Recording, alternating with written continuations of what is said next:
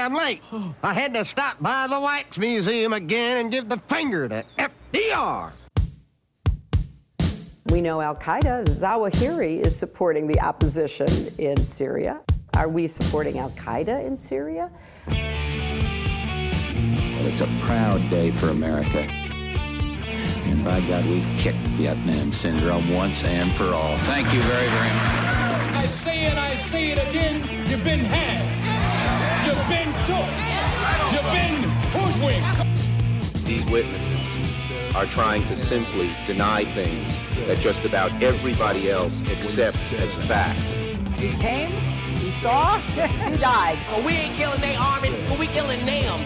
We be on CNN like, say our name, bitch, say it 3 times. The meeting of the largest armies in the history of the world. Then there's going to be an invasion. All right, you guys, again, happy to welcome Nasser Arrabyee to the show. He is a reporter from Sana'a, Yemen, and his website is yemen-now.com, Yemen Alan, at yemen-now.com. Welcome back to the show, Nasser. How are you doing? Thank you very much. Thank you. Thank you for having me. Okay, so the news here at antiwar.com this morning, Saudis pound Yemen after Houthis truce offer. And the Houthis said they would stop firing, and they hoped that the Saudis would follow suit a couple of days ago. And the Saudis instead decided to bomb the capital city, as well as launch a new operation at the port of Hodeidah as well, according to, it's at China.org. There was a story saying that there were 27 airstrikes in the last 24 hours there. That's at Xinhua, however you say that. Yes, Xinhua, yes. Yeah, according to the Houthis there. So is that right? 27 airstrikes, and then so whatever you can tell us about, the most recent developments there in Sana'a and Hodeidah, and then maybe we can get to the drone attack on Saudi in a little while here. That's right. Well, let me first catch up with you on the developments, on the airstrikes development. Today, there were 5 airstrikes at least here in the north, in the northern part of Sana'a, in Harf Sufyan, and they killed 5 people from one family in a mosque. They refused to the mosque after they, fleeing from the airstrikes. When the airstrikes started, the family tried to flee to the mosque, and then they came to the mosque and bombed the mosque to the ground, killing the 5 people from the same family. So this is the last, or the latest massacre, unfortunately. This is something that happens almost daily, but this is the latest one. And for the airstrikes, the Saudis intensified the airstrikes everywhere in Yemen, in Sana'a, in Hajjah, in the northern part of Yemen, Sana'a, Hajjah, Amran, and all these places. And these airstrikes intensify more the more you get closer to the Saudi border. So unfortunately, this is a bad sign. The Saudis did not, or the Saudis seem to be ignoring the initiative of peace. Houthi, of course, earlier this week offered or they said clearly that they would stop the drones and the missile attacks on Saudi Arabia, but only if Saudi Arabia stops the airstrikes. So what happened over the last few days, from Friday to today, indicate clearly that Saudi Arabia ignored the offer of the initiative, or the offer of the peace initiative. And this means that we are going to face more tension, and Houthis are highly likely to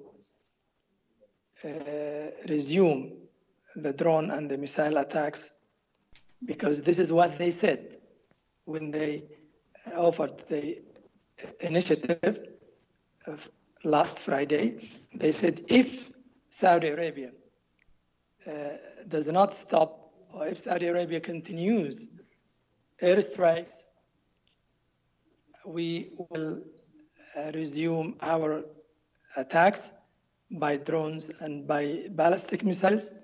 And they said clearly and defiantly that the attacks this time would be wider and harder and more painful than the attacks of September 14 on the most important oil fields or oil refineries in the far east of the kingdom, of that of course shut down more than half of Saudi Arabia's oil, and that's of course about half of the world's oil supply. So we are expecting more tension and more attacks from Houthi, because they were very confident, and they seem and sound very, very confident, and they know what to say and when to say. And this means that the region is going to face more and more tensions.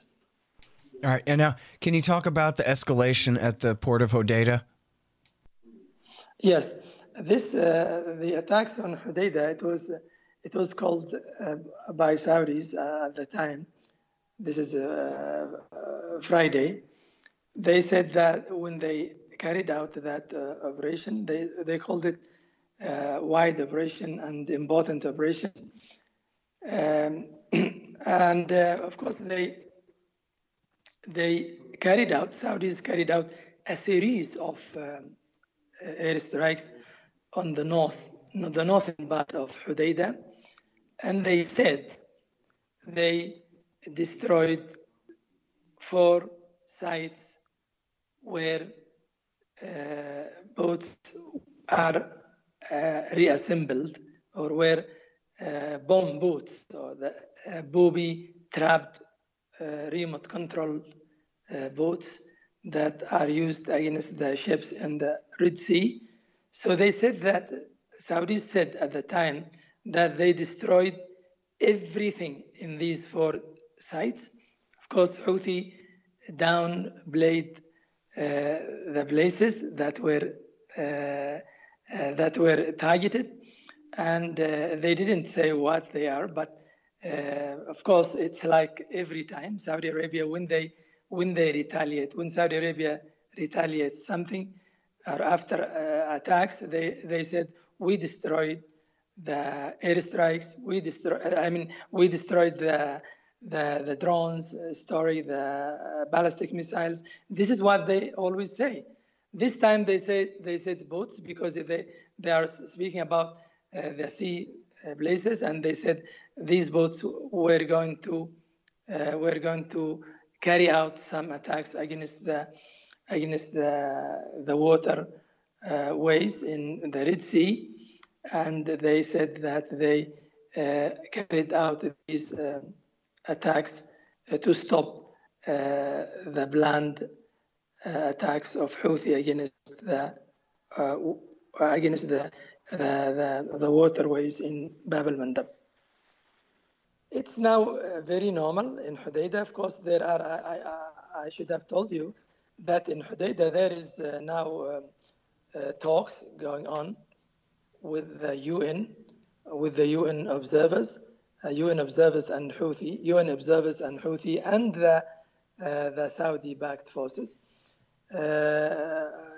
for implementing. These talks are for implementing the Stockholm Agreement, which means that they want to continue implementation of the Stockholm Agreement, which says that the Houthi should withdraw from Hodeidah city.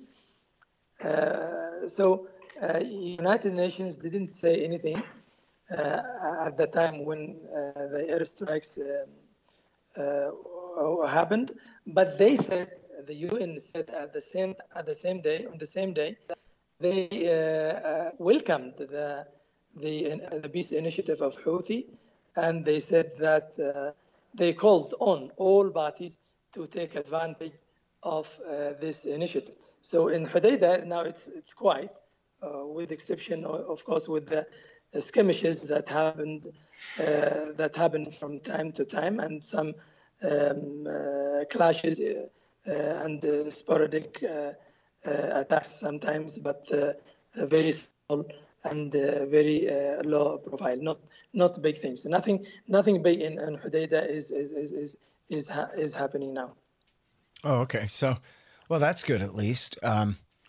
That I guess that report was, a little bit overstated. Then it's the Defense Post says that they're starting a whole new operation there, but I guess they didn't really say if it's airstrikes or ground troops. It was overstated. It was overstated from the first moment by Saudis. Mm-hmm. And the Houthis told them at the time that if you continue, the Stockholm Agreement would be null and void, and we would resume our confrontations there. But they stopped, and no more airstrikes in Hodeidah with that size from Friday. It's normal now in Hodeidah, like every day, but not like Friday, when Saudi Arabia said that it's a big operation, and some of the media, Saudi media, said that it's a big operation to liberate, as they said, liberate Hodeidah. But now it's nothing. It's the airstrikes are in other places, as I told you, right? In Amran, in Hajjah, in Harad, in these places, but not in Saudi, in Hodeidah anymore. Hang on just one second. Hey, guys, I got to tell you about wallstreetwindow.com. It's the great Mike Swanson. He made a killing on Wall Street back in the day, and now he sells advice for reasonable prices. You need to know what to do to protect your assets. wallstreetwindow.com. Hey, guys, I know you're going to love Will Grigg's new book we just published at the Libertarian Institute, No Quarter, The Ravings of William Norman Grigg. It's wonderful. It's terrible. It's devastating. You'll laugh. You'll get angry. You'll miss him. You'll be inspired to fight for freedom. With perfect cover art by Scott Alberts and a brilliant introduction by Will's great friend and protege Thomas R. Edlum, it is a fitting legacy for a brilliant man and nearly tireless defender of liberty. Get No Quarter, The Ravings of William Norman Grigg, in paperback or Kindle on Amazon.com. All right, now, so let's talk about that attack on the refinery in Saudi Arabia last week there, which the Houthis took credit for, but which the Americans said, no, Iran did it. Even if the Houthis did it, Iran did it. But actually, no, Iran did it from bases in Iraq. No, Iran did it from southwestern Iran. Somehow they missed those missiles flying over the Persian Gulf and over Riyadh, whatever, to get there. But anyway, so, you know, you and I've been talking for a while about the Houthis' advances in drone technology and the further and further range of their attacks with missiles and with drones into Saudi Arabia. Are you certain that this was the Houthis and not missiles or drones launched from Iraq or from Iran? This is not the first time that Houthi fired missiles and drones from Yemen to this extent. This is the third major operation. The first operation was in May. It is big. It was big, and it destroyed the western or the pipeline that connects the west with the east of the kingdom. And the second was on August, on the Sheba field, oil field, on the far east of Saudi Arabia, at the border of UAE. So this one of the 14th September, the attack of 14 September is on the same, but they were gradually, or the attacks were gradually getting harder and harder. So it is it is 100% from Yemen. And if it was not from Yemen, the Americans would have detected exactly where from, and they would have discovered, they would have had by now all evidence. But unfortunately, it's only, kind of laying down the importance and the significance of the capabilities of Houthi, because it's a big, it's a big failure to U.S. and to Saudi Arabia to say it's Houthi. It's a not only embarrassment, but it's shocking things, because Houthi is getting stronger, although they were under aggression and blockade for 5 years. So it's better for Saudis and the US to say it's from Iran. Although, of course, Saudi Arabia did not say something like as you know, Saudi Arabia does not say like US, like Pompeo, like Pompeo, let me say, because Pompeo is quite sure, or sounded quite sure, that they came from the south of Iraq, or from somewhere between Iraq and Iran, or something like this. But just speaking, they didn't have that evidence. They should have had evidence if they were right. But now they are just talking because they want to appease, they want to placate Saudi Arabia. And Saudi Arabia is now very embarrassed. Saudi Arabia is caught now between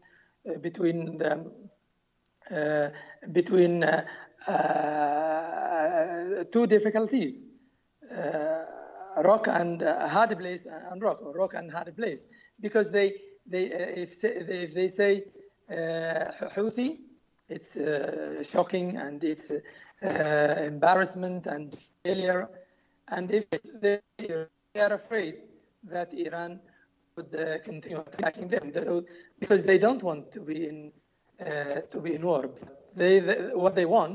What Saudis want is only the Americans. They want the Americans to fight to the last Americans.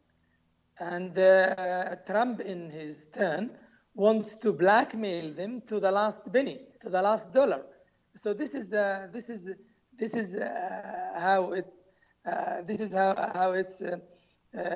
it seems now. Yeah. Well, when they announced they were sending hundreds of American soldiers to Saudi Arabia, it was clearly a terrible thing to do and a pretty bad error, but it sure seemed like probably, and I'm just speculating here, but it sounded to me like they probably gave the president three options, and sending troops to Saudi was the least violent of them, as opposed to launching strikes on this or that target which I think Trump is really reluctant to do. But the pressure is on, certainly, to pin this on Iran one way or the other. That much is clear. But so let me ask you, do you think that, as they put it, in the media, that, well, if it was the Houthis who did it, they must have had Iranian help to do it? But for Iranian help, the Houthis said clearly in their announcement that honorable people from inside Saudi Arabia, from the eastern part of Saudi Arabia, helped them. And they helped them, of course, with the coordinates, with these things. This is very easy because the eastern province of Saudi Arabia, this is the Abqaiq and Khurais, where the refineries were hit. These places are predominantly Shiite people, and they are in a big problem with the government. I mean, government is harassing them and persecuting them and putting them on trial, unfair trial, and the government also, the Saudi government, executed some of their scholars and clergymen and preachers, mosque leaders. So the cooperation from the Saudis to Houthi is very probable, is very possible. Why not? But Iran, the cooperation of Iran is the same cooperation from the beginning of this aggression. And the cooperation, cooperation, media, political, diplomatic, or expertise. Why not? Expertise, how to do this, know-how, expertise, a lot of cooperation, yes. But not to the extent that Iran would fire missiles and the drones and then Houthi would say, yes, it's me. This is very silly things, very foolish. If Houthi is this foolish, then he wouldn't have, he wouldn't have stood for them or to this aggression 5 years. Of course, he wouldn't have stood 5 years if he would agree something like this. Iran is to hit, and I would say it's me.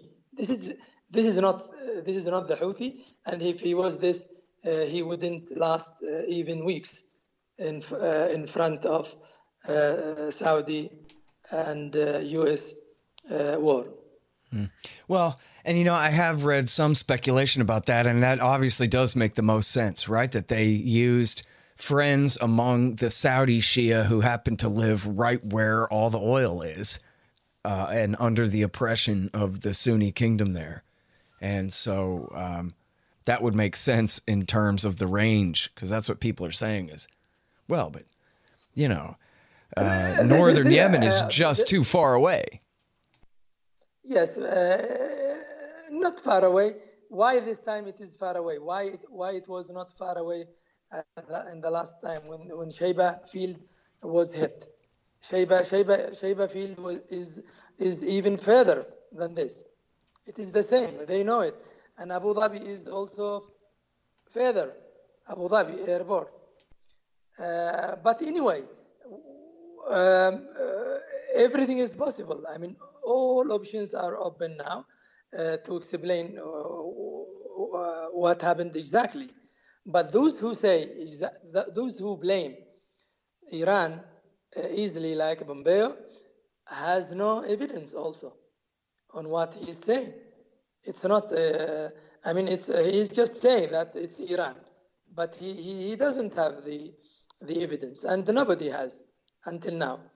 But the cooperation from the Saudis in the eastern province of Saudi Arabia could have been in many ways, of course, as you said.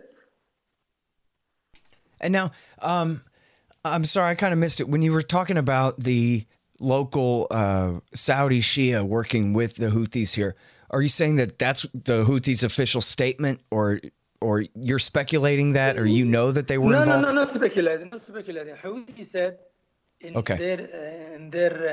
their statement on September 14 or after, in 2 hours after the September 14 attacks on the oil fields, they said, we did it with 10 drones and the honorable people in the eastern province of Abqaiq and Khorais cooperated with us.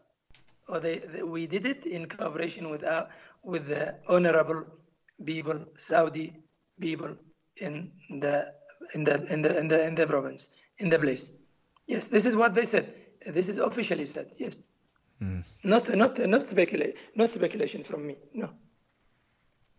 Well, and they can expect some severe reprisals. We just saw where the Saudis executed, I think, a couple of dozen guys, certainly more than 10 guys who were just protesters. They call them terrorists, but they were just peaceful protesters. And one of them, they beheaded him and then crucified his corpse.